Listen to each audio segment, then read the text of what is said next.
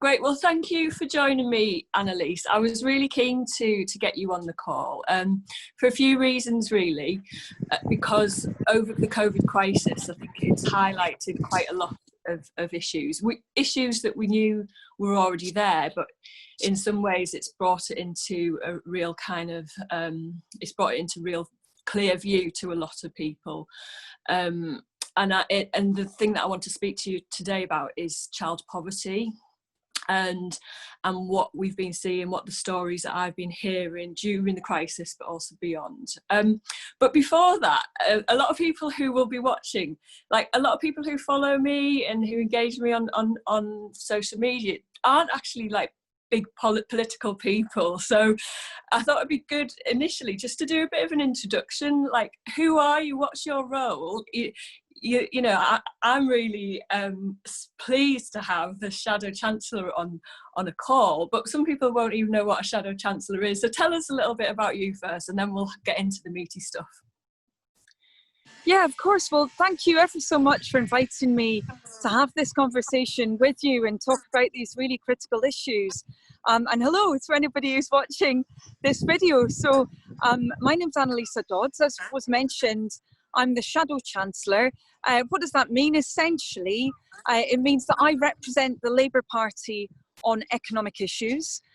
So I follow what the Chancellor does. Obviously, the Chancellor sets tax rates. He decides where spending should go. He decides what the overall economic approach of the government should be.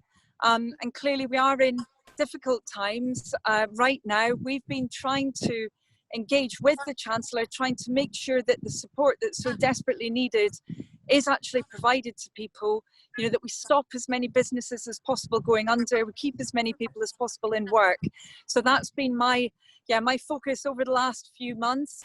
And yeah, very, very keen to hear about the situation locally and what we can work on together into the future, including around that very important issue of child poverty. Oh, that's great. And it's great to know that you are challenging the government, and I know some other campaigns that you've been doing, you know, such as the furlough scheme, and trying to ensure that that is protected is really important. We have a big hospitality industry here and a lot of service jobs. But I mean, let me give you a bit of a background, Anneliese. I came into politics through the charity sector. I used to run a women and young people's charity. And it was probably quite early into the Conservative government, actually the coalition Conservative and Lib Dem government, that I started to get political, because the charity started because I met a 15-year-old girl who'd been sexually exploited into prostitution. But the thing that really got to me in the Tees Valley is the extreme inequalities. We had young girls who were being sexually exploited, who come through the care system, who were homeless, and then we have young people who are living vibrant, whole lives, a life that any young girl should live. And it's this stark contrast that really kind of, I guess, got me active in my communities. And then that's what drove me into politics. And I think that I saw during the 2010 and onwards, the stripping back of a lot of the funding and the services that we'd been delivering, and that meant that people were coming to our drop-in centre having to make a choice between heating or eating, and it got me mad, it got me political, it got me joining the Labour Party, and now kind of 8 years later I'm running for Tees Valley Metro Mayor. But it feels like things are actually getting worse and not better, and the COVID crisis just really exposed child poverty. Again, we've got some of the highest rates of child poverty in the country, in places like Middlesbrough. And I was hearing stories of teachers who were having to, who instead of teaching classes, were going to people's homes and dropping off food. Who were having to make sure that children were eating, not you know, to think about learning was the back of the queue. It was literally like, how are these children going to survive these next few months? And it's just, you know, it just feels so unjust. But what on earth can we do, and what politically is going wrong for us to be in this situation in one of the richest nations on earth? Well, I think that's absolutely right. And in fact, this crisis is bringing to the fore so many of those developments, isn't it? We're really seeing the impact of those last 10 years. I mean, we can see it in household finances, just like you mentioned, so many people struggling. You know, very, very often we find it's people who are in work, but who are in poverty pay, who are finding it very difficult to build up the hours that they need, who are often exploited in different ways. They're doing their very, very best to bring up their families. And yet, just like you say, they're finding it incredibly hard. And of course, this is the first generation for many where a lot of people, I think, are reconciled to the fact that their kids will have a worse standard of living than what they had. And we can't accept that. And I can see that you're really passionate about changing that in the Tees Valley, which is, you know, really inspiring.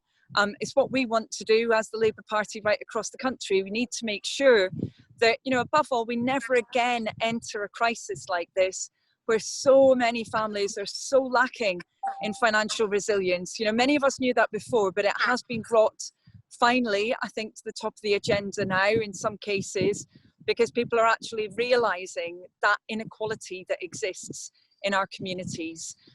So yeah, really good that you're working on this. I think it's very, very important. Mm. So we've got these stark inequalities, and I think the UK is probably one of the worst countries in Europe for this. So what's going on here in the UK, and how could we begin to rebuild and start to close that gap? Well, I think there's so many things that we need to do. And as you said, the UK in many ways is an outlier compared to other countries. We have been actually going in the wrong direction on a number of indicators. You know, we know that around, for example, life expectancy, where actually inequalities have been widening. Also, those outcomes for children living in poverty have been worsening. So we really need to do something about it.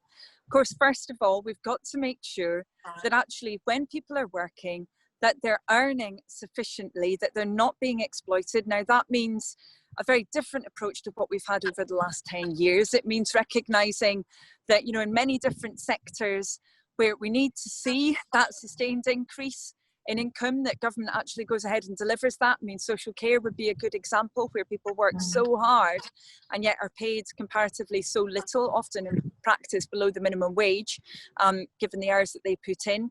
So we need that change. We need to do much more to ensure that trade unions are there as the voice of working people that can actually argue for those improvements in different workplaces, make sure that people's wages are increasing. You know, we've had the longest squeeze on living standards in the UK for 8 generations, actually, since the Napoleonic times. That's been because of choices that government has made, not to deal with these labour market issues, but then also, of course, not everyone can work for the number of hours that would be required to have that income if they've got caring responsibilities, for example, or if people have disabilities that might prevent them from working in different cases. That means having modern social security that fits their circumstances. Now, it's interesting, I think, in this crisis that government's finally accepted we need to, for example, cover a bit more of people's housing costs, that if you don't do that, people fall into destitution. So they have increased universal credit a little bit to take account of that. But of course, people still have to wait for a very, very long time to access those funds. We need to see a change there. We need a system that, as I say, is modern, actually fits people's circumstances, doesn't push them into penury, and supports families. But, you know, there's so much more that we need to do. I'm sure you've got lots of great ideas for the Tees Valley as well. I mean, housing, of course, is an enormous problem in the UK, so much more expensive than in many other countries comparatively.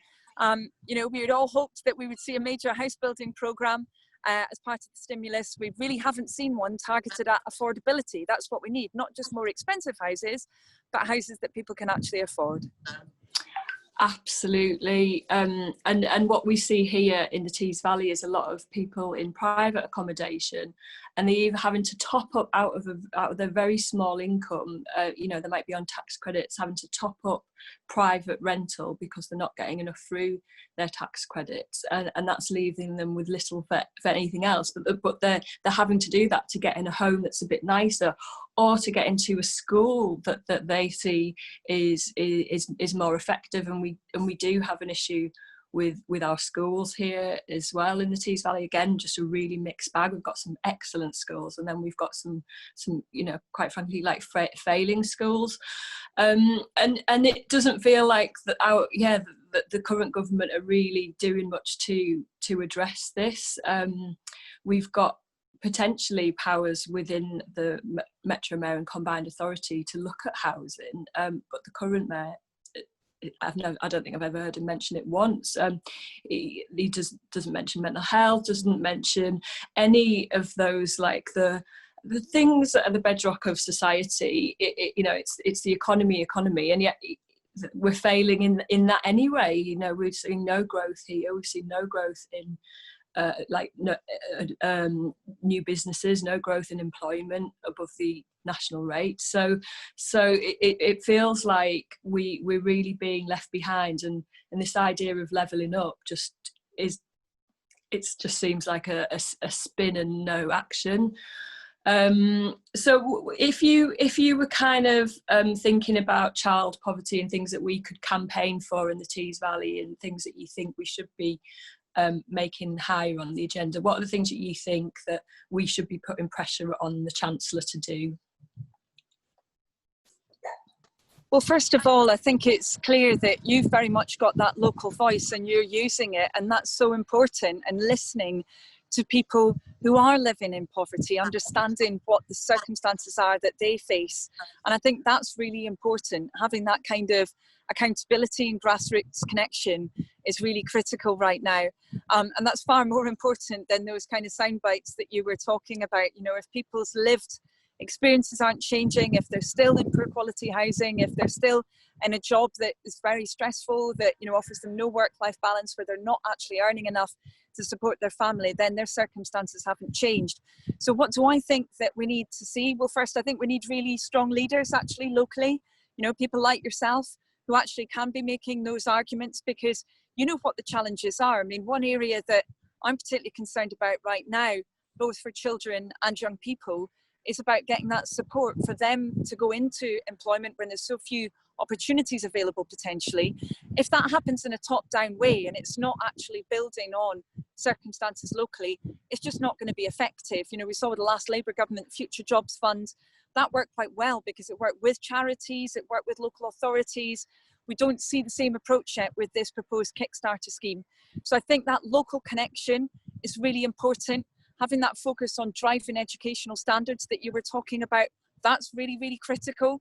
You know, I don't think any child should be left behind. And I really get so sick when I hear people say, well, you just have to bear in mind the background of a particular group of children. The whole point is that shouldn't make any difference when they come into education. That should be the place when they get those opportunities and support that they really need. It's what they deserve after all.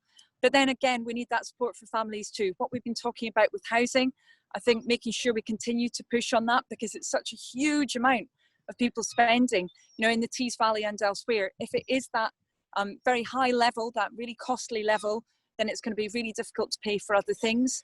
And then I think having a local strategy also around this, you know, one that builds on the health side as well, which I know you've done a lot of work on, you know, particularly mental health. I think that's really critically important. So yeah, a lot to do, unfortunately, but you know, we know that we can make progress on this. We know that, for example, under previous Labour governments, there was that focus on child poverty. You know, it didn't completely eradicate it, I accept that, but we were getting to a better place before we had that change in 2010. Let's have the same drive again, including with yourself in Tees Valley.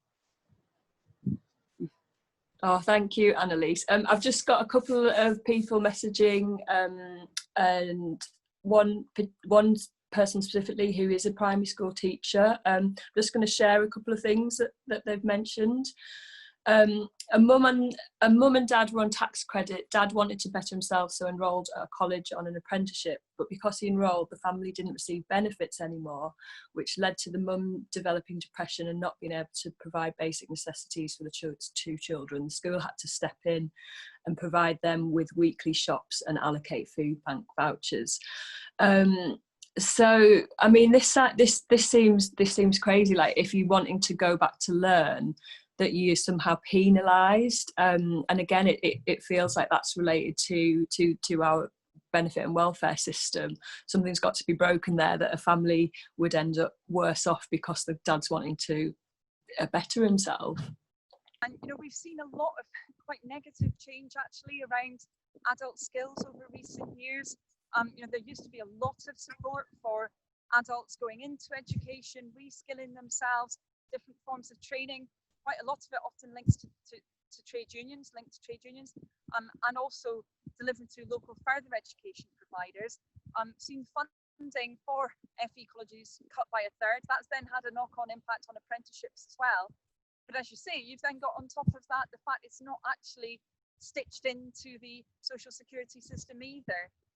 We really think that right now we're seeing a bit of a light shone on to that adult skills area because of what's happening for so many people, because of course they're really struggling to get back into work.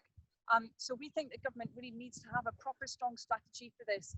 You look at what other countries are doing and the investment they're putting into people, because that's all that this is about really. It's about enabling people to develop their full potential. We should be aiming for the same in the UK.